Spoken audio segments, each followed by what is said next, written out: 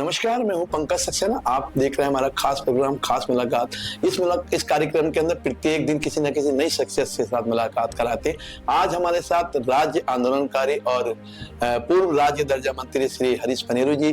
पनेरू जी, आपका बहुत बहुत स्वागत है हमारे चैनल। धन्यवाद पंकज भाई, थैंक यू। पनेरू जी, सबसे पहले जानना चाहेंगे, आप एक जो आपकी भाषा शैली है, आप बड़े चर्चाओं में आते जाते हैं कि अपनी भाषाओं के लिए आंदोलन को लेके, तो राज्य आंदोलन से राजनीति का क्या सफर आपका रहा?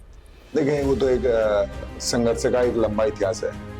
96 सन से लगातार सक्रिय छात्र संघ नेता चुनाव लड़े और 72 घंटे हमने हाईवे जाम किया था तब उस दौर में। तो संविधान के लिए तो भगवान शक्ति देता है और जनता अपार समर्थन देती है। और निश्चित रूप से हम, जैसा आपने कहा कि हम कोई ऐसे शक्तिशाली व्यक्ति नहीं है, लेकिन भगवान से सुबह जब चलते हैं और आप जैसे भाइयों की वजह से हम आज जिंदा है, और हम ये मन में चलते हैं कि हमसे अनजाने में कोई गलती हो जाए तो उसकी तो हम भगवान से माफी मांगते हैं, लेकिन जानबूझ के हम प्रयास करते हैं कि हमसे कोई गलती, अपराध, अन्याय, अत्याचार ना हो। पनेरू जी, सबसे बड़ा बात है, जो भी आपका आंदोलन रहता है, जो भी आपके कार्यक्रम रहते हैं या जो भी आपका प्रदर्शन रहता है, एक मुद्दे को लेकर सरकार को घेरते हैं आप। किसी ना किसी में भ्रष्टाचार हो, महंगाई हो, किसी ना किसी सरकार को आप हर कार्यक्रम, हर प्रदर्शन में घेरते हैं, ऐसा क्यों? नहीं, देखिए, जो भी सत्ता में होगा, जो भी पत्रकार होगा, तो पत्रकार से सवाल पूछा जाएगा ना, वो नहीं छापेगा। तो ऐसी सत्ता जिसकी, चाहे वो डीएम हो, चाहे वो एसएसपी हो, चाहे वो कमिश्नर हो, चाहे सरकार हो, चाहे विधायक हो, चाहे सांसद हो, उनकी जिम्मेदारी है जनता के प्रति जवाबदेही है। इसलिए हमारे संविधान में व्यवस्था दी हुई है, उससे सिस्टम है। अगर सिस्टम काम नहीं करता है तो हमको लगता है जब गरीब कहीं अन्याय, अत्याचार, भ्रष्टाचार होता है तो लोग हमारे पास पीड़ित आते हैं। वो हमारी वजह से नहीं आते, वो आप जैसे भाइयों की वजह से आते हैं, जो दिखाते हैं कि आदमी लड़ता है। और निश्चित रूप से आपके आशीर्वाद से हम उसमें सफलता प्राप्त करते हैं। लोगों को आज लगता है कि इस सरकार से कोई बोल नहीं सकता है, इस सरकार से कोई काम नहीं ले सकता है, सरकार हिटला सा है, तानाशाह है। ये बिल्कुल, इसमें कहने में कोई संकोच नहीं है, लेकिन फिर भी मैं कह रहा हूं कि सरकार संविधान से बाहर नहीं है। कोई भी सरकार है, उसके लिए कोर्ट है। अभी दिन को दिन, रात को रात ही करें, और यही कारण है कि आपका भाई इतनी प्रताड़ना और इतने भ्रष्ट तंत्र और अन्याय तंत्र से लड़के फिर भी हम लोगों को न्याय दिलाने में सफल। मतलब आप कहना चाहते हैं, जो भाजपा सरकार है यहाँ उत्तराखंड में 2 बार सरकार बना चुकी है, भ्रष्टाचार है, विकास नहीं कर रही? नहीं, भ्रष्टाचार तो 100% है। भ्रष्टाचार कहने में मैं तो आपको खुलेआम चुनौती उन नेताओं को भी दे रहा हूँ और सारे मीडिया के बंधुओं से भी कहना चाहता हूँ। आप हर घर नल जल में, हर घर नल पहुंचा दिया, लेकिन जल कहीं नहीं मिला। आजकल बरसातों में थोड़ा बहुत पानी आ जा रहा है। इस तरह से सड़कों का काम देख लो, जहाँ भी पहाड़ों पे सड़कों का डामर हुआ, करोड़ों रुपए खर्च करे सरकार ने, वही लूटे। वो सड़क बनने, आज अगर डामर डाला तो 3 दिन बाद उखड़ गई। मैं अपने भीमताल विधानसभा का जिक्र जाते, ऐसे पीएमजीएसवाई का आपने देखा होगा, नहीं तो किसी की हिम्मत है कोई अधिशासी अभियंता पे ऐसे कालिक लेके पूछ जाए। संडे के दिन हमने उनका ऑफिस खुलवाया, तो कहीं ना कहीं वो गलत थे। अगर मैं जिस दिन गलत होऊंगा तो मुझे पता है कि मुझे कोई बचाने वाला या तो ऊपर वाला होगा कि भगवान ये सही है, तो मैं कभी गलत करता नहीं और फूक फूक के कदम रखता हूँ। क्योंकि अन्यायी, अत्याचारी तंत्र से लड़ने के लिए आपको कोई भी ऐसा काम नहीं छोड़ना है, ऐसा कोई काम नहीं करना है जिससे कि आपको लोग घेरने को, सरकार को मौका मिल जाए, या अधिकारियों को मौका मिल जाए, या पुलिस मेरे निशाने पर रहती, पुलिस के अधिकारियों को मौका मिले। इसलिए आपका भाई आपके भरोसे और जनता के भरोसे बेबाक होके और निर्भीकता से भगवान को आशीर्वाद मांग के, अपने पितरों का आशीर्वाद मांग के लड़ाई को लड़ता है। हाँ, मैंने आपने सही कहा कि पुलिस के निशाने पर हमने कई भाषणों में, कई प्रदर्शन करे, हमने खुद देखा है, आप पुलिस के विरोध रहते हैं। कोई भी बात हो, किसी की बात हो, जनता के हित की बात करते हैं, तो आपको लगता है नहीं पुलिस कोई कार्रवाई कर दे या कुछ कर दे, आपको डर है नहीं लगता? नहीं, मुझे कभी पुलिस से तो भाई विशेष तौर से नहीं लगा। और पुलिस वाले भी मैं समझता हूँ कि हमारी तरह इंसान है, और कुछ लोगों की मानवता आजकल ज्यादा लोगों की मर गई है। उनकी भी आन औलाद है, उनके भी बच्चे हैं, उनके भी परिवारजन है, उनके भी माता पिता हैं। आखिर अन्याय करके वो कहाँ जाएंगे? मैं भगवान, जब भी मैं कहता हूँ भाई देखो, अन्याय करोगे तो गुंजियों की यहाँ धात लग जाएगी। यानी अभी आप मेरे जैसे व्यक्ति को, मेरे जैसे छोटे आदमी व्यक्ति को अपने चैनल पर इंटरव्यू के लिए बुला रहे हैं, तो ये भगवान का प्रताप है ना। आप जैसे अच्छे लोग हैं ना, अभी समाज में, पुलिस में भी अच्छे लोग हैं जो जानते हैं कि पनेरू जी यार सही करें, लेकिन उस सिस्टम के सामने दबे हुए हैं, भ्रष्ट तंत्र के सामने उनके अंदर जिगरा नहीं है। वो गुलामी की जिंदगी जी रहे हैं और हम गुलामी की जिंदगी नहीं जी रहे हैं। हम जानते हैं कि गलत है तो गलत है। एक दाऊद इब्राहिम का किस्सा सुनाता हूं मैं आपको। JR खैरनार एक छोटे से बाबू के रूप में प्रशासनिक अधिकारी कहते हैं, उनकी बिल्डिंग के समर्थन में किसी की हिम्मत नहीं आई दाऊद इब्राहिम की बिल्डिंग गिराई है। तो JR खैरनार एक ऐसा था, उसने कहा नहीं मैंने हिम्मत कर दी। तो उस बंदे ने, आप कभी सर्च करें तो बोले, उस बंदे ने उस दाऊद इब्राहिम की बिल्डिंग गिराई, ये तो सारा तंत्र उसके साथ था। तो आज भी वो जिंदा, उनका कौन क्या कर दिया। तो अगर हम सच्चाई हमारे साथ है, अगर लक्ष्य हमारा साफ है, उसमें सेटिंग गटिंग का फार्मूला नहीं है और हमको न्याय दिलाने की अगर परिकल्पना, स्वार्थ नहीं दिखाई दे रहा, तो निश्चित मुझे लगता है कि उसमें हम सफल होते हैं। थोड़ा परेशान होता है सत्य, लेकिन पराजित नहीं होता। मतलब सत्य जो है पराजित नहीं होता, हमेशा सत्य की जीते, कथन तो बिल्कुल सत्य है। लेकिन पनवेल जी, आप भीमताल विधानसभा से हैं और वहाँ के जो राम सिंह खेड़ा का एक मामला चला, जिसको लेकर आपने कमिश्नरी के वहाँ कार्यालय पे धरना भी दिया था, और वहाँ के क्या था सारा मामला, किस प्रकार से जो भाजपा है अपने राज्य में भ्रष्टाचार को बढ़ावा दे रही है? देखिए, मैं ये कहूंगा कि भाजपा में इस टाइम लूट तंत्र चल रहा है, और नहीं तो भाजपा का कोई अच्छा नेता अगर काम करता है तो आपने देखा हो, कई बार मैं फोटो वीडियो दिखा सकता हूँ सीनियर लोगों के, तो मैं उसकी तारीफ भी करता हूँ। और मैं कई बार अपने पार्टी के लोगों के भी निशाने पर रहता हूँ, मैं अपनी पार्टी के खिलाफ भी बगावत कर लेता हूँ जब गलत काम होता है, सही चीज में नहीं।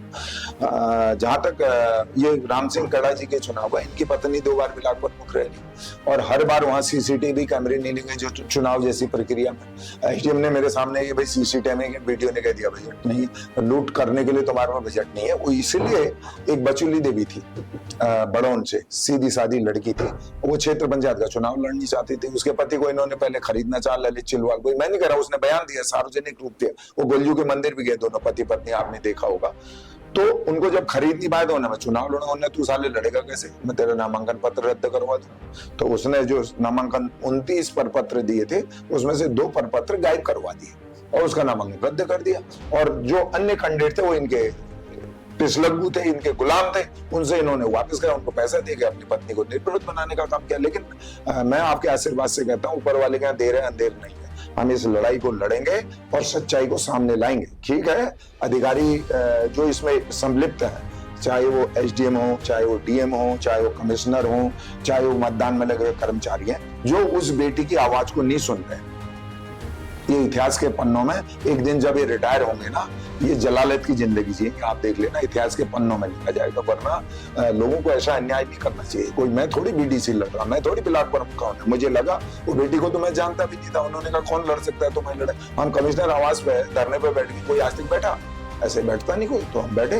कमिश्नर साहब ने हमें बुलाया, हालांकि उन्होंने हमें न्याय नहीं दिया, लेकिन उन्होंने बुलाया मुझे, दूसरे दिन बातचीत करी, बचुली देवी को भी ले गया, क्योंकि उनकी भी मजबूरियां हो सकती हैं भाई।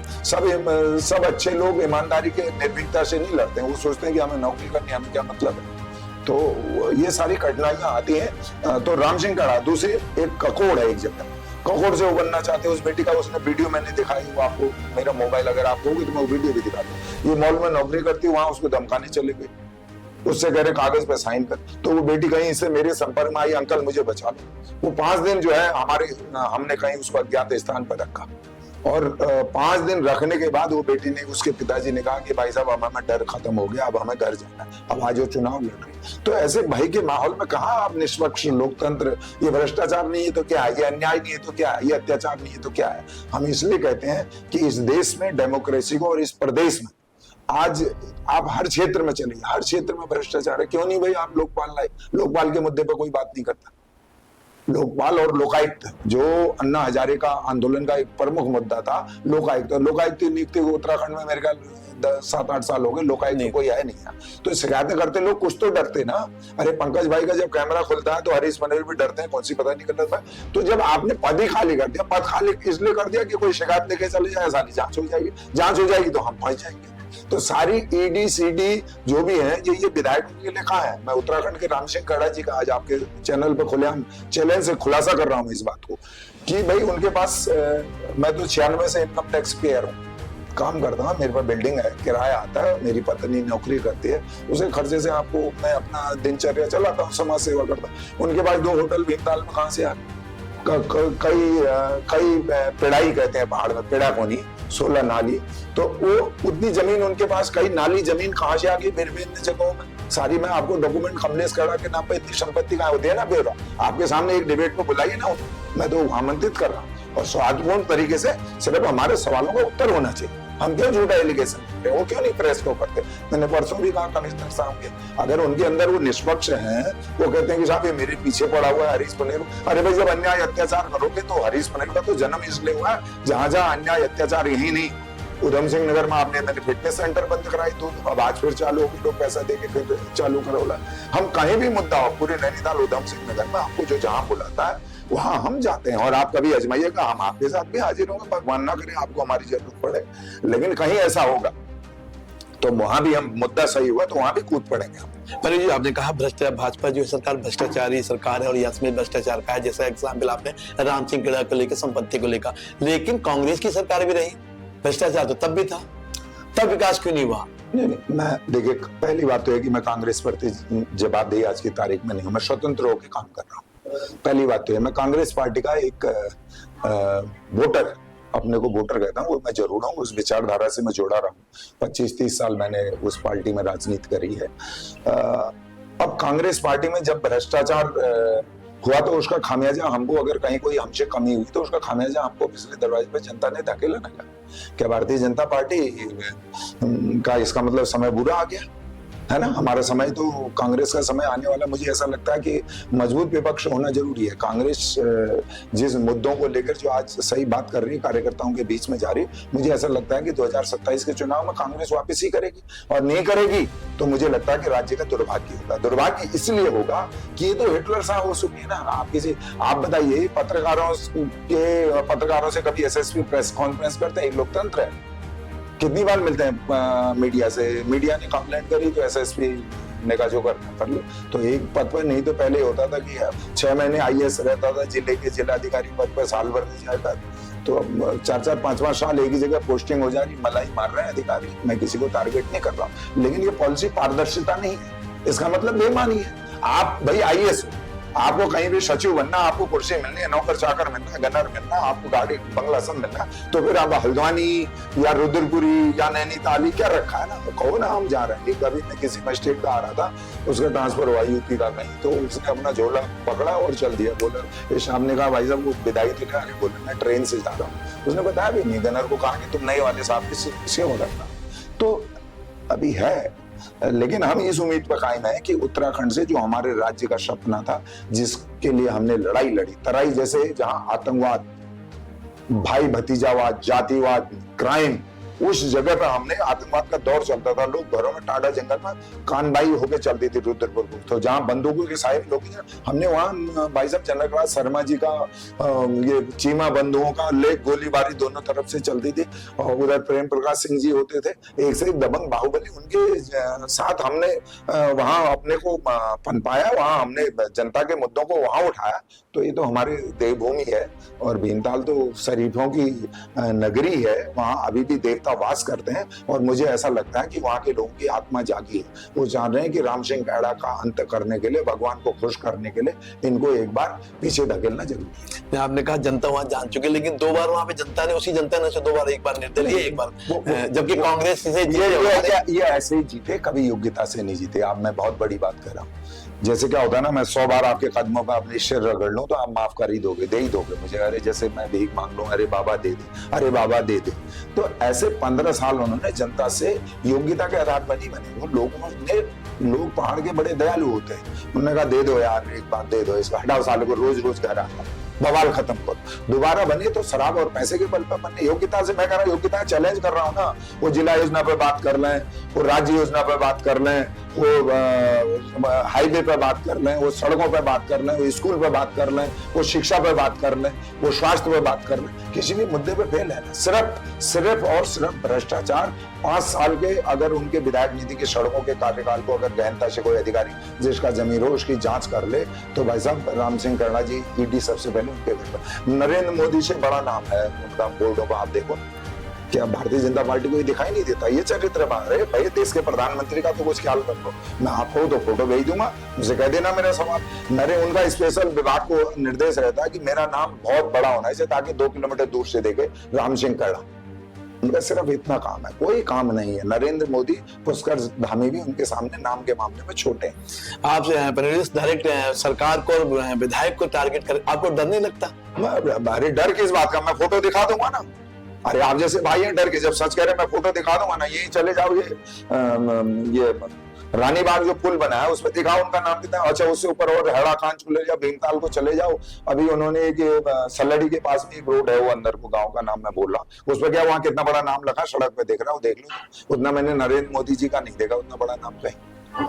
तो भैया अभी इसको क्या कह सकते हैं, लोकतंत्र है। तो वो तो कहते हैं कि मैंने विकास किया, विकास मैंने, अरे विकास उससे डिबेट कर रहे हैं ना, निर्दलीय भी लेके विकास किया था, भाजपा में आया उसके बाद भी रोडे बनवाए, ऐसा कोई सगा नहीं जिसको राम सिंह भाई कड़ा जी ने ठगा नहीं, और ऐसा कोई सड़क नहीं, ऐसा कोई जगह नहीं, ऐसा कोई विभाग नहीं जिससे उनकी सेटिंग वेटिंग का फार्मूला नहीं। मैं खुलेआम कर रहा हूँ ना, मैं चैलेंज कर रहा हूँ ना उनके अंदर जा, अरे बुलाओ ना भाई साहब, क्या बात कर रहे हो। और मैं माफी मांगूंगा, मैं एक भी अपशब्द नहीं कहूंगा, सिर्फ मुद्दों पे बात होगी, मेरे सवालों का उत्तर देना पड़ेगा। अगर मैं झूठ कह रहा हूं तो मेरे सवालों का उत्तर देना पड़ेगा। हम तो आज गए ना 4 साल, मैं बता सकता हूं ना, मैंने छिड़ाकान मेडा रोड के लिए संघर्ष किया, दरी बिछाई तो सड़क बन रही है। मैं बता सकता हूं कि वहां लोगों को अगर सड़क दुर्घटना में मौत हुई तो उसके लिए मुझे आंदोलन करना पड़ा, पैसा मिला। मैं बता सकता हूं कि धन सिंह रावत से अभी आपके सर्वेन बिष्ट जी यहाँ रेलवे स्टेशन पे थे, प्रताप बिष्ट से मेरी थी, उन्होंने कांग्रेस है, मैंने कांग्रेस की बात नहीं हो रही है, ये इन बच्चों के, नर्सिंग के बच्चों के भविष्य का सवाल है। जनता जो कोई भी प्रतिनिधि हो, चाहे प्रधानमंत्री हो, चाहे मुख्यमंत्री हो, चाहे मंत्री हो, वो एक पार्टी का नहीं होता, जनता का होता है। हर किसी का दायित्व है, हर किसी नागरिक का दायित्व है उनसे बात करने का, उनसे मिलने का। नहीं तो प्रताप बिष्ट जी ने मुझे रेलवे स्टेशन पर रोका ना, उन्होंने कहा ये कांग्रेसियों के लिए नहीं है और आप ये कांग्रेस नहीं रहा। मैंने कहा भाई साहब बात सुनो, ये मैं एक मंत्री से मिलना और मैं एक राज्य आंदोलनकारी हूँ, और आप ऐसा कहेंगे तो अगली बार नहीं मिलने आएंगे, हम ये दरी बिछा के बैठ जाएंगे रेलवे स्टेशन पर। सर्वेन बिष्ट पत्रकार हैं, आप उनसे पूछ लीजिएगा, उनके सामने की बात है। और मैं, वो बच्चे थे मेरे साथ नर्सिंग के, तो मैंने कहा मंत्री जी ये कर रहे हैं या नहीं कर रहे हैं आप, तो उन्होंने मेरी बात को, उन्होंने कहा प्रताप बिष्ट जी को चुप करा। मैंने कहा ऐसा मैं कभी खबर नहीं करता, मैंने अपनी सरकार में पार्टी का महामंत्री होते मैंने हरीश रावत जी के खिलाफ जनाक्रोश रैली निकाली पंतनगर में 2500 ठेका करने के लिए। तो भाई इससे बड़ा उदाहरण क्या, लोग बता देना जो पदों पर रहे, जो जिस पार्टी में पदाधिकारी, वो कभी अपने सरकार के खिलाफ बोल सकते हैं। एक एसएसपी उनको रात दिन जो है यहाँ उनकी बेइज्जती करके कह रहा है, उसके खिलाफ बोलने की पार्टी की गाइडलाइन आ गई, ये गुलामी नहीं है तो क्या है बताइए आप। मैं किसी को टारगेट नहीं कर रहा हूं भाई, एक एसएसपी के खिलाफ सत्ता पक्ष के लोग बोलते हैं और उनको गाइडलाइन आती है कि आपको बोलना नहीं, तो एसएसपी भी बने हुए हैं, वो भी यही बने हुए हैं पदाधिकारी, तो ऐसी गुलामी की जिंदगी हरीश पटेल ने नहीं जीता। मतलब आप कहना चाह रहे हैं कि सरकार जो भी अधिकारी है, चाहे एस हो, पीसीएस हो, जितने भी चहेते हैं मंत्रियों के, वो यहाँ नियुक्त हैं। हाँ बिल्कुल, चहेते क्या है, वो 100% उनकी रबड़ स्टैंप है, चहेते नहीं। चहेते तो अलग बात होती है, चहेते तो मेरे पसंद आप हो सकते हैं, ये कोई जरूरी नहीं है। चेतन वो रबड़ स्टैंप है, वो जैसे कहते हैं, मैंने कहा चुनाव में इतनी बड़ी धांधली हो रही है जहाँ सीसीटीवी नहीं, लोगों के नामांकन पत्र फाड़ के फेंक दे रहे हो, उनके साथ चुनाव नहीं लड़ने दे रहे हो, उनके मतदाता आपके बाद दो आपके सारे जितने बड़े नेता हैं उनके यहाँ भी आप ग्राम प्रधान भी बनना चाहोगे, आपकी बीबी भी बनना चाहेगी, क्षेत्र पंचायत भी आप ही को चाहिए, प्रमुख भी आप ही चाहिए, विधायक भी आप ही चाहिए, सांसद भी आप ही चाहिए, और पता चले जब कल को धामी जी का हटने का नंबर आया तो मुख्यमंत्री भी कड़ा जी को बना दो। वो तो ऐसा कहते हैं, वो सारी सेटिंग में लगे हुए हैं। ये धामी जी का साथ कब छोड़ेंगे वो ये नहीं पता है। धामी जी बहुत, उनकी अपेक्षा कई 100 गुना अच्छे आदमी और बहुत सूट पॉलिटिशियन अच्छे आदमी हैं धामी जी। पॉलिटिक्स के बारे में वो ऐसे रफ राजनीति करते हैं, बाकी मैं उनके बारे में नहीं कहूँगा, लेकिन ये बहुत ही रफ। ये तो भाई साहब कभी तो अजय भट्ट जी को बना रहे थे कि मैं मुख्यमंत्री, आपको बना रहा, मैं निर्दलीय विधायक छोड़ रहा हूँ, अजय भट्ट जी से नमस्ते भी नहीं करते हूँ, मुझे ऐसा लगता है। तो ये मैं किसी के व्यक्तिगत टिप्पणी नहीं कर रहा हूँ, लेकिन जो सार्वजनिक जीवन है जो हमको दिखाई देता है। पंडित जी एक सवाल मेरा, आपने सड़कों को लेकर आंदोलन किया था, ओखल गांडा का था जो गिरे थे, तो आज उत्तराखंड की जो सड़कों की स्थिति, आज उत्तराखंड सबसे ज्यादा हादसों का शहर है, सबसे ज्यादा उत्तराखंड में जो है सड़कें बदहाल हैं, लेकिन सरकार कहती है सड़कें हमारी तरह दुरुस्त हैं, चाहे हाईवे देखो, एनएच देख लो, या किसी भी मोहल्ले गलियों की सड़कें देख लें। लेकिन आपके द्वारा एक परिवार को न्याय को लेकर, जिसमें सब परिवार मर गए थे, मुझे याद आ रहा है आपने उस आंदोलन भी किया था, तो उस केस में क्या रहा अब तक? नहीं, उसमें पैसा मिला उनको, और वो बच्चों को 5000 रुपए पर मंथ, हम जब काम हो जाता है तो मैं कभी जब ऐसे मीडिया पूछता है तो तब लोग तो अपना फोटो खिंचाते हैं, माला डलवाते हैं, हम कहते हैं माला डालने वाला ऊपर वाला है या आपकी दुआएं हैं। वो बच्चों को 4000 रुपए सिटी मजिस्ट्रेट वाजपेयी जी यहाँ से ट्रांसफर हो गए, उनका बहुत बड़ा योगदान रहा। और जिलाधिकारी का भी, भले ही वो हमारी आजकल मुलाकात नहीं होती क्योंकि सत्ता पक्ष के दबाव में रहती हैं, तो लेकिन उनका भी रहा कि भाई ये अन्याय हो रहा है, और उसमें हम उन बच्चों को 5000 रुपए पर मंथ है उनको पेंशन दिलाने में। 2 लाख रुपए अभी जो वादा उस टाइम पे किया था राम सिंह कड़ा ने साइन करके, और वहाँ के एसडीएम ने और सरकार ने, वो 2 लाख रुपया तो वो शेष है। और दूसरा जो ये शर्मा वाला है हमारा अल्चोना में 1.5 साल पहले करीब बाघ से एक लड़की मारी गई थी, उसमें मुख्यमंत्री राहत कोष से जो घोषणा की थी वो पैसा अब तक नहीं मिला। चुनाव आचार संहिता हटते ही आपका भाई इसके लिए इन सब मुद्दों को लेकर और एक बार हुंकार भरेगा, क्योंकि हमारा जन्म संघर्षों के लिए हुआ है, सत्ता के लिए नहीं हुआ है। सत्ता जब मिलेगी, जब भगवान देगा तो ठीक है, नहीं देगा तो ये भी ठीक है। नहीं, पनेरू का नाम, हरीश पनेरू का नाम संघर्ष को लेके जोड़ा जाता है कि अगर हरीश पनेरू कहीं आ जाते हैं तो कोई ना कोई मुद्दा लेके किसी विभाग में जाते हैं तो कोई मुद्दा लेके जाते हैं, पर्सनल अपने व्यक्तिगत काम से नहीं जाती, जनता भी जानती है, लोग भी जानते हैं। मैंने आपसे पूछा 2027 का चुनाव आ रहा है, तो क्या 2027 का चुनाव पनेरू जी लड़ेंगे, उसकी तैयारी कर रहे हैं या बिल्कुल निष्पक्ष जो सेवा कर रहे हैं? देखिए भाई साहब, ऐसा मैं इस कलयुग में मैं राजा हरिश्चंद्र जी की औलाद तो हो नहीं सकता हूँ, और मेरे भी जब 30 साल 35 साल का संघर्ष का एक बहुत लंबी दर्द भरी कहानी है, उनको कभी मैं बयां करने में मन में दर्द होता। मन में मेरी है उम्मीद की एक बार, लोग कहते हैं यार तुम इतने काम करा लेते हो तो एक बार विधानसभा के पटल पर पहुंचो, और भीमताल की जनता चाहती है और वो मुझसे बार बार अनुरोध करती है कि आप ऐसे नहीं, हम बीजेपी वाले भी, मेरे साथ बहुत सारे बीजेपी के जो जिनको ये हाशिए पर फेंक दिया इन्होंने, या जिनके कारोबार बंद करा रहे हैं, जिनकी रोजी रोटी बंद करा रहे हैं, भारतीय जनता पार्टी के लोग भी ऐसे बहुत से, वो कहते हैं दा यार हम तुम्हारे लिए समर्पित हैं, तुम एक बार चुनाव लड़ो।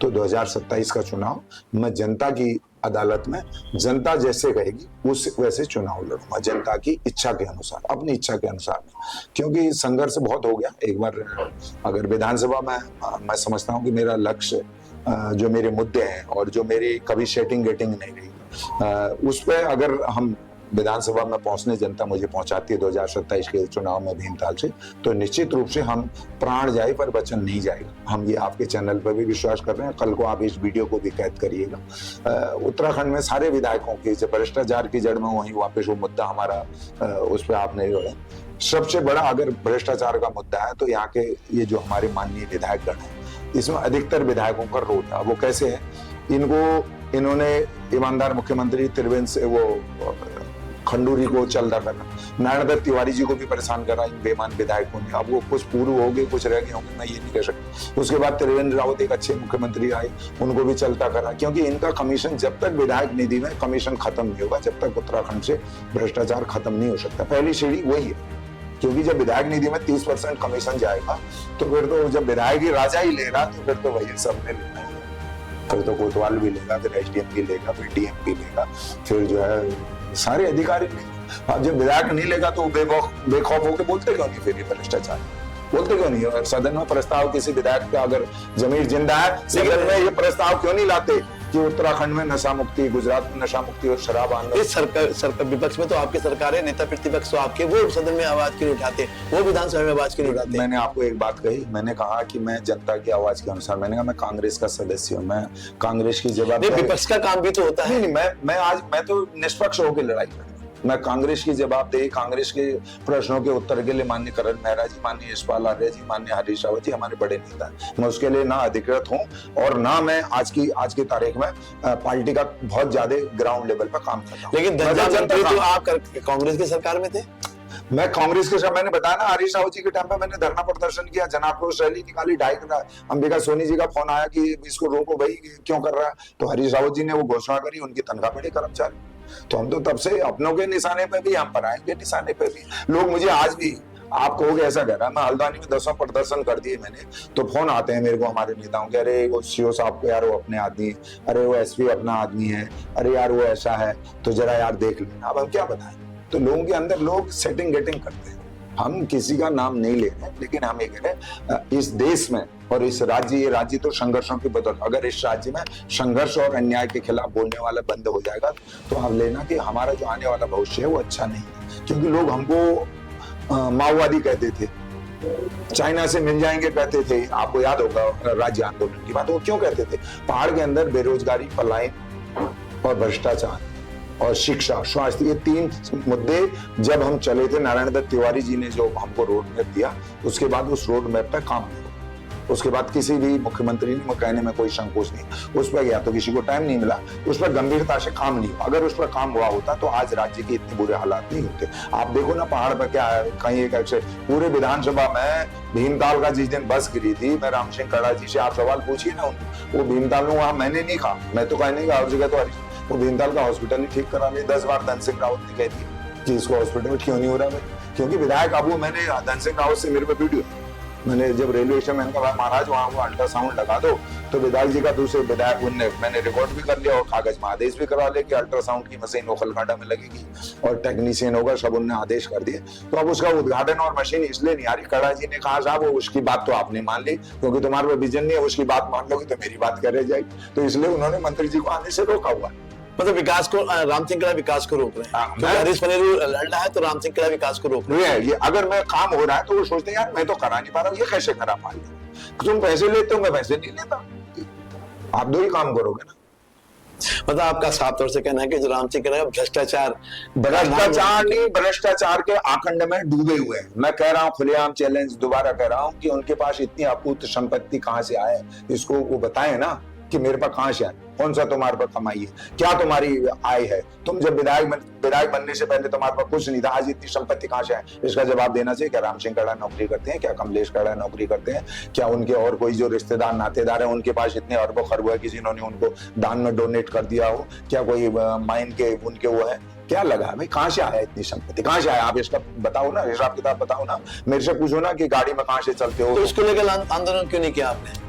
वो देखिए ना, ये भ्रष्ट तंत्र है, वो जनता का मुद्दा नहीं है, तो जनता का मुद्दा तो जनता का पैसा टैक्स जाता, जनता का मुद्दा तो जनता जागरूक हो रही है ना, उसका जवाब चुनाव में देगी। जनता के मुद्दे हैं, फिलहाल हमें फर्स्ट एड दी, फर्स्ट एड जनता के मुद्दे हैं। फर्स्ट एड ये है कि स्कूल में शिक्षा अच्छी हो, प्राइवेट जो हमारे पहाड़ में स्कूलों में हालत बुरी है, टीचर नहीं हो, पूरे ओखलकांडा उनके गांव में खुद टीचर नहीं, स्कूल की शिक्षा अच्छी हो, लोगों को चोट लग जाए, पेट से कोई महिला मिल जाए, गाड़ी गिर जाए तो उसको वहां फर्स्ट एड मिल जाए, ये हमारा मेरा प्राथमिकता में है। और भ्रष्टाचार मेरी है, मैं अभी बहुत जल्दी इसको जो यहाँ इनकम टैक्स से तुम्हारा डिपार्टमेंट है ना, बहुत जल्दी मैं आप देखो तो सही कुछ करूंगा। अभी हम देख रहे हैं, तेल देखो, तेल की धार देखो। लेकिन विधायक जी का तो कहना है कि एक पहले विधायक वही थे जिन्होंने अपने विधायक निधि खर्च करने के बाद उपरांत और विधायक निधि की मांग की। वो पहले विधायक वही है जिनका प्रधानमंत्री मोदी से बड़ा नाम होता है बोर्ड में, ये मैं नहीं कह रहा हूँ। पहले विधायक वही है जहां मर जाते हैं लोग, रास्तों पर राजनीति करते हैं, वो पहले विधायक है। पहले विधायक वही है जहां 1 लाख की विधायक निधि की सड़क कटी, एक सड़क को वो कामयाब बता दे, मैंने विधायक निधि से सड़क काटी थी, ओके फुलफिल चल गई। पहले विधायक वो है जहां जो है इंदिरा आवास में भी पैसा ब्लॉक द्वारा जो है उनके ब्लॉकों में जो है उनके कार्यकाल में 5-5 हजार रुपया इंदिरा आवासों में लिए जा रहे हैं। वो पहले विधायक हैं जहां अल्ट्रासाउंड मशीन पूरे भीमताल एक स्वास्थ्य हॉस्पिटल नहीं। वो पहले विधायक हैं जहां उनके गाँव में टीचर नहीं है, स्कूल विहीन है। वो पहले विधायक हैं जहां वो जोशीड़ा एक हॉस्पिटल तिवारी जी ने खोला था, उसमें सारे स्टाफ नहीं है, उसमें झाड़ियां जम रही है। वो पहले विधायक हैं जिन घरों में हमारे किसान रहते थे, पलायन होती थी, खेती होती थी, जानवरों ने सारे चौपट कर दी, उसके बारे में वो पहले विधायक। वो पहले विधायक हैं जहां ब्लॉक के अंदर माइनर इरिगेशन, बहुत बड़ा सवाल कह रहा हूं मैं, सड़क बनाने के लिए पीडब्ल्यूडी, लघु छोटी नहरें बनाने के लिए माइनर इरिगेशन, बड़ी नहरें बनाने के लिए इरिगेशन, और छोटे रूलर के काम करने के लिए ब्लॉक। तो भाई तुम्हारी विधायक निधि की सड़कों को सारा माइनर इरिगेशन कौन से नियम से काट रहा है, इसको कोई क्यों नहीं पूछ रहा? सारी विधायक निधि उस पर होती है 50% का आधा होता है। तो मैं ऑन द रिकॉर्ड कह रहा हूँ ना, करे ना मेरे खिलाफ। तो सरकार उनकी है और ट्रिपल सरकार केंद्र में उनकी भाजपा और राज्य में उनकी है, तो 2027 के आप चुनाव लड़ेंगे, तो क्या जो भाजपा मोदी लहर चल रही है इससे टक्कर दे पाएंगे आप? मोदी लहर नहीं, जनता इतनी त्रस्त है, मोदी लहर की बात नहीं। मोदी के नाम को ये लोग बेच रहे हैं, ये अपने आप क्या है, ये सब थोड़ी मोदी है, जनता जानेगी ना। ये पहली बार इन्होंने बेवकूफ बना लिया और पहली बार ये कहा जो आपने कहा चुनाव कैसे जीता। अरे भाई तुम गरीब जनता से कह रहे हो मोदी जी नहीं आएंगे तो हमारे राशन बंद है, तो उन्होंने कहा अरे राशन बंद कर दी दिया। वो गरीब आदमी क्या जान रहा, वो क्या जान रहा? तो ये ऐसे छल परपंच करके, शराब बांट के, रातों रात पैसा बांट के इलेक्शन जीते। अरे तुम ना हैरी मत, मैं तो कह रहा हूँ ना खुलेआम चैलेंज करना, आओ ना मंच पे बात करो ना, मुद्दे फोटोग्राफ के साथ बात करो। अरे हरीश ने झूठ बोल रहा है, सेड़ाखान मैदान में 50 लोग थे और वो सड़क हमारे आंदोलन की बात क्यों बनी? तुम कहाँ थे भाई, तुम कहाँ थे 7 साल है? अब वो हमारी एक सड़क है पतलोट से गोनियारों वाली, वो सड़क के लिए मैं लगातार संघर्ष कर रहा हूँ। अब कल हम ये पैरापेट लगे, इन्होंने कहा मैंने क्रॉस बैरियर लगा दी, जो पैरापेट अब क्रॉस बैरियर कहते हैं, जो सेफ्टी के लिए गाड़ी कोई नीचे गिरे। उसमें जिला जब पतलोट छेड़ाखान हादसा हुआ, उस हादसे में डिस्ट्रिक्ट मजिस्ट्रेट, एसएसपी और तमाम बड़े अधिकारी, कुमाऊं मंडल के अधिकारियों की बैठक हुई। उन्होंने कहा सड़क हादसों को कम करने के लिए हम रोड सेफ्टी का प्लान है। तो ये बता देना एक चिट्ठी, वो उसका बजट, उसका मेरे पे नोटिफिकेशन है। इन्होंने भारत सरकार को प्रस्ताव भेजा, सरकार ने तब पैसा दिया, पहाड़ को दुर्घटना कुछ हद तक हम रोक सकते हैं। अब ये कहते हैं मैंने बताया, तो ऐसे झूठ को क्या कहोगे। वो केंद्र सरकार प्रधानमंत्री ग्राम सड़क योजना में छिड़ाखान मैदान में पैसा आया, लड़ झगड़ के पहले तो इन्होंने कहा हमने हाईवे बना दिया था, जी से रिटास हाईवे, वो हाईवे कहाँ गया। अब फिर जब प्रधानमंत्री सड़क योजना को रिपेयर के लिए पैसा आया तो उन्होंने कहा मैं लाया, सांसद का भी नाम नहीं, उन्हीं के सांसद का नाम। तो मैं तो बहुत दूर की बात है, उनके सांसद जी से पूछिए ना कि ऐसा कहते हैं, कभी पूछिए, उनका भी तो दिल ले लीजिए, राम सिंह जी का भी दिल ले लीजिए। तो ये इस तरह से आगंड में डूबे हैं, और इसको खात्मे के लिए मैं समझता हूँ लोक चुई लुकाम पंचनाम देव जो हमारे, वो हमको शक्ति दे रहे हैं, है ना। भीमताल क्षेत्र से आप हैं, 2027 के चुनाव, क्या मुद्दे हैं वहां पर भीमताल क्षेत्र के अंदर, क्या दिक्कतें हैं वहां पर, मैं जनता को बताएं। नहीं, सबसे बड़ा मुद्दा है हमारे भीमताल में जो नौजवानों को रोजगार के लिए लोग दर दर भटक रहे हैं। नंबर एक, ये इस पर काम करना बहुत आवश्यक ही है। और कैसे वहां के बेरोजगारों को, जो पहाड़ यहाँ से गुड़गांव से लेकर दिल्ली तक, पूरे भारत बॉम्बे तक जा रहे हैं बेरोजगारी के कारण, 10,000 की नौकरी के लिए क्या करेंगे, इस पर काम होने की बहुत आवश्यकता है। अब नंबर एक मुद्दा। नंबर दूसरा मुद्दा है शिक्षा।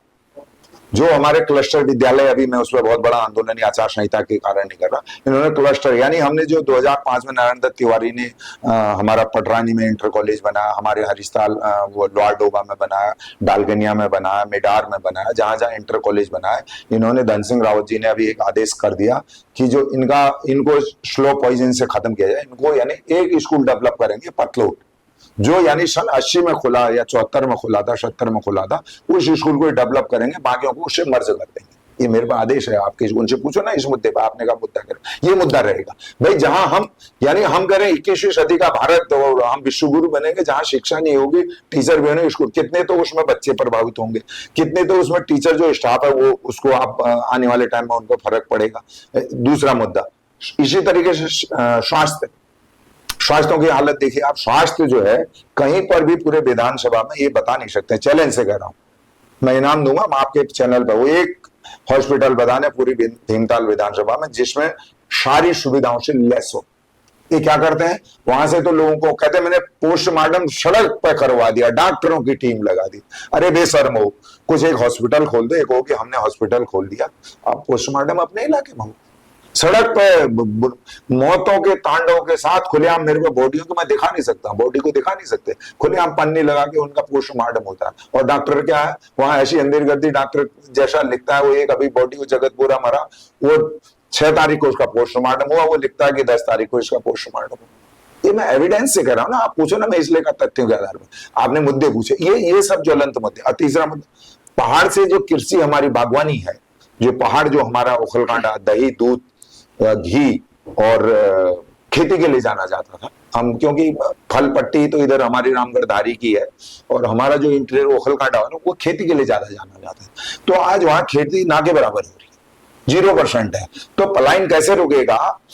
मैंने एक किसी विषय मैंने सरकार को भी कहीं सुझाव लिख के दिया था, और आपके माध्यम से भी कह रहा हूं, फ्री को अनाज देना, जो गरीब है उसको अनाज मिलना चाहिए, ये हम आज भी कह रहे हैं। क्योंकि हम तो ऐसे में एक बेचारा रोटी के लिए अगर हम सक्षम है तो दें, तो इससे बड़ा कोई दान नहीं होता, ये दे सरकार, इसका विरोध नहीं कर रहा हूं। मेरा विरोध इस बात का है कि जो आदमी यहाँ स्कॉर्पियो से जाके वहां से अनाज लेके आ रहा है, और हल्द्वानी 2 बोरी गेहूं लाद के ले आ रहा है कि मेरा महीने का कोटे से राशन, नंबर एक बात तो इस बात का। नंबर दूसरी बात का, जो पहाड़ों पर जो हमारे खेत बंजर पड़ गए, उसमें क्यों नहीं तुम ऐसी योजना लागू करते कि भाई सरकारी अनाज उसी को मिलेगा जिसने खेत पे खेती बोई होगी।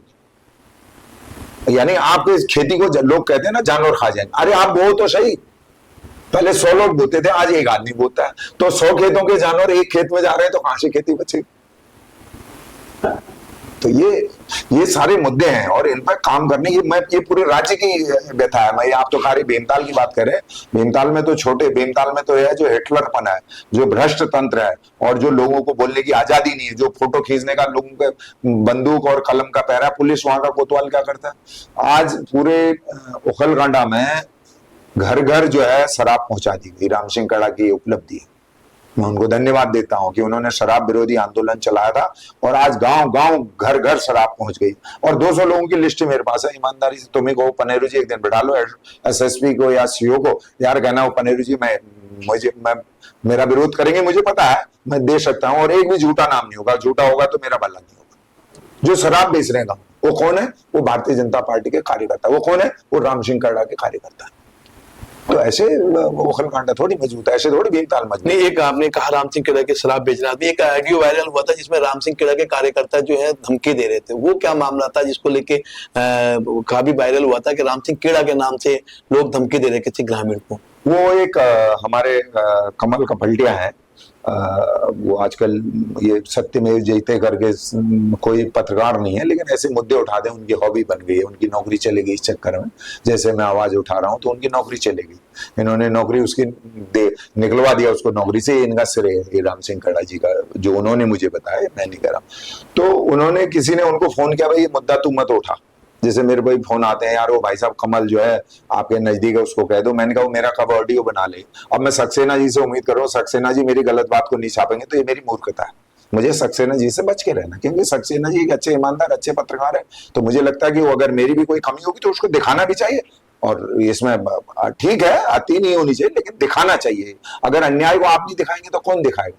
तो वो किसी ने उनकी माँ के साथ कहा कि तेरी माँ के साथ हम रेप कर देंगे, और मैं कड़ा का हम का ना बोल रहा हूँ। तो कड़ा का आदमी नहीं था, वो कहता मेरा आदमी नहीं था। तो भाई पकड़ा क्यों नहीं जा रहा? पुलिस में उसने एफआईआर लिखी, पुलिस ने कोई काम नहीं किया। वैसे पुलिस कहती है भाई अपराधियों पर अपराध में काम करे। एक उसकी माँ 80 साल की माँ 70 साल की है, 70 साल की बुजुर्ग महिला से खुलेआम ऑडियो है कि मैं तेरे साथ रेप कर दूंगा और ऐसा कर दूंगा, उसको किसी ने गिरफ्तार नहीं किया। तो ये मतलब दबाव में काम कर रहे हैं। दबाव नहीं है तो क्या है बताइए? ये कानून है। किसी की माँ, सबकी माँ, वो विधायक जी कह रहे हैं, मैं उनका धन्यवाद करता हूँ कि उन्होंने कम से कम फोन पर पद दे के पीस ले तो कहा, भले पीछे कुछ बकवा दिया कि तुम्हारी माँ मेरी माँ। तो माँ सबकी माँ होती है। किसी माँ के लिए ऐसे अपशब्द कहने वाले व्यक्ति को, वो कहते हैं कि मेरा वीडियो वायरल हुआ, किसी ने मेरा, अरे हरीश पनेरू के फोन से कोई फोन करेगा तो नाम तो मेरा ही आएगा, मेरी जिम्मेदारी है ना, मेरा फोन से कौन फोन कर रहा है? उसको धमकाया गया जानबूझ के, तो पुलिस ने उसको बंद कर दिया। हमारे यहाँ जो बस दुर्घटना हुई दूसरी वाली पटगली वाली ना, उसमें कहते हैं एक वीआईपी नंबर की गाड़ी थी जिसकी वजह से ये 7 मौतें हुई, समझ रहे? और पूरे उस पर सोशल मीडिया पे वायरल हुआ वो मोटा, और नाम भी लिखा गया माननी का। और मैंने कहा पुलिस से जांच करो, पुलिस ने जांच नहीं करी। तो 7 मौतों का 2 भूत बन के जब आएंगे तो फिर जिता नहीं देंगे वो चुनाव में। वो आत्माएं भटक रही हैं। आप कहना 2027 में राम सिंह खेड़ा का वहां से जीतना मुश्किल है। देखिए ये तो प्रभु के हाथ में है, मैं कौन होता हूँ? जनता कहती है ऐसा। हरीश पनेरू नहीं, हरीश पनेरू आप तो टारगेट को राम सिंह खेड़ा को ले रहे हैं ना? मैं टारगेट इसलिए ले रहा हूँ, अच्छा काम करेंगे तो मैं उनकी प्रशंसा करूंगा आपके चैनल पर। कर एक भी अच्छा काम बता दे भाई। हमारे पास कैसे आए थे हमारे रिश्ते, हमारा पूरा गांव इनके साथ था, और पूरे गांव में ऐसा कोई सगा नहीं जिसको भाई ने ठगा नहीं। चलिए, और एक लास्ट एक सवाल है, नगर ये ग्रामीण पंचायत के चुनाव, जिला पंचायत के चुनाव चल रहे हैं, तो क्या लगता है कि इस चुनाव के अंदर जनता जागेगी, परिवर्तन करेगी? नहीं, जनता परिवर्तन करना भी चाहेगी तो बेईमान तंत्र है, चुनाव आयोग मिला हुआ है, अधिकारी मिले हुए हैं, एसडीएम मिले हुए हैं, पुलिस मिली हुई है, तो कहाँ से निष्पक्ष चुनाव होगा? इसमें कैसे परिवर्तन? मुझे तो लगता नहीं। अब कहाँ, जहाँ बहुत ही लोग जागरूक होंगे तो वहां नहीं तो ये बचुली देवी का जैसा हश्र होगा। और मैं भारतीय जनता पार्टी का सतपाल महाराज जी का एक बयान आपको याद दिलाना चाहता हूँ। इससे पहला वाला जो पंचायत चुनाव था, उन्होंने कहा ब्लॉक पर में बहुत बीडीसी मेंबरों की खरीद फरोख्त होती है, जिला पंचायत सदस्यों की खरीद फरोख्त होती है। उन्होंने कहा था आम जनता से कराएंगे। हम ये कह रहे हैं कि वही सतपाल महाराज आज भी मंत्री, क्यों नहीं आम जनता से ब्लॉक प्रमुख और जिला पंचायत अध्यक्ष का चुनाव कराते? क्यों भ्रष्टाचार बंद नहीं? उनको विश्वास नहीं है कि हम जनता से चुनाव कराएंगे तो हम जीत जाएंगे, क्योंकि बीडीसी मेंबर जो बनेगा तो उसको पुलिस उठा लाएगी। अभी वो ज्योति हमारे मेवाड़ी है एक लड़की वहां ककोड़ की, तो उसको किसी ने कहा कि वो हमकनी गाड़ी में जा रही, उसकी गाड़ी पुलिस ने रोक ली। अरे इतनी तेजी, जरा शराब माफियाओं को शराब के लिए भी चेक कर लो गाड़ी। तो ये कैसे आप इसमें उम्मीद कर सकते हो कि निष्पक्ष चुनाव होगा? आज हमारे वो करण मेहरा जी कहीं राज्यपाल साहब से मिलने का समय मांग रहे थे, तो उनको समय नहीं दिया राज्यपाल जी ने, कहीं वो गवर्नर हाउस पे बैठ गए वो धरने पर कि हमारे चुनाव के संबंध में कि भाई निष्पक्ष चुनाव है। हमारे यहाँ ओखलकांडा में सारे वो कर्मचारी हैं जो कमलेश खेड़ा के अंदर जिन्होंने काम किया। अब आपकी बच्ची है, ये आपके अकॉर्डिंग तो काम करेगी। सारे कर्मचारी, उनकी ड्यूटी लगाने की जरूरत क्या थी? आप ये चुनाव हो रहा है, मजाक हो रहा है? तो चुनाव आयोग को कोई काम नहीं है, कोई काम नहीं है, बस वो रबड़ स्टैंप लगा के उनको सर्टिफिकेट दे देगी, बस हो गई। मैं तो आपको बहुत बड़ा खुलासा, आप मेरे साथ किसी दिन ओखलकांडा चलो, आपको निमंत्रित कर रहा हूँ, वहां दिखाऊंगा आपको क्या खामी है। यहाँ कहने से क्या होता है? चलिए, अगर अच्छी पत्रकारिता है पनीरी जरूर चलेंगे, और जो सत्य है मैं आपको उजागर आमंत्रित करता हूँ, और मेरा भी कभी कोई ऐसा प्रकरण आए तो उसको भी करना। मैं इसमें कभी, हम तो देखो, हम तो बिल्कुल जनता की अदालत में हम हर चीज के सामना करने के लिए तैयार हैं। बस यही कारण है, यही शक्ति है, यही आपका प्यार है, यही प्रभु का आशीर्वाद है कि हम हर चीज में बिल्कुल साफ होके निकले। इसलिए निकले हैं कि हम गलत, सुबह घर से निकलता हूं तो हे भगवान मुझे गलत मार्ग में मत पसंद है, मैं सेटिंग गेटिंग करता ही नहीं। जिस दिन सेटिंग गेटिंग, मुझे कई लोगों ने समझाया कि यार तुम जो है पता नहीं कहाँ होते, आज देश के पता नहीं क्या होते। मैंने कहा एक विधायक तो मैं बन नहीं पा रहा हूँ, तुम देश की बात कर रहे हो, क्योंकि मैं सच कहता हूँ। और राज ने मुझे, कई जो मेरे शुभ चिंतक हैं, बड़े बड़े नेता, उन्होंने समझाया कि थोड़ी अब तुम सेटिंग करना सीखो, थोड़ा पोलाइट हो, थोड़ा सा अपने नेचर को बदलो। हमने कहा nature and signature not be change. चलिए, ये थे हमारे साथ हरीश पनीरी जी, जो साफ तौर से एक स्पष्ट और साफ भाषा बोलते हैं, और साफ तौर से उन्होंने राम सिंह खेड़ा और भाजपा को टारगेट करते हुए कहा कि 2027 में जनता को परिवर्तन करना चाहिए, क्योंकि भ्रष्टाचार का नाम राम सिंह खेड़ा है। और उन्होंने आमंत्रित भी किया है हमारे चैनल को, आप चलिए, हम आपको ओखलकांडा के अंदर सारी सच्चाई सामने देंगे। और हमारा मकसद भी, चाहे भाजपा हो, चाहे कांग्रेस हो, समाजवादी पार्टी हो, कोई भी भ्रष्टाचारी नेता हो या अभिनेता हो, कोई भी जो भी व्यक्ति होगा, उसको उजागर करना है। अगले हफ्ते किसी नई सक्सेस के साथ मुलाकात होगी। नमस्कार।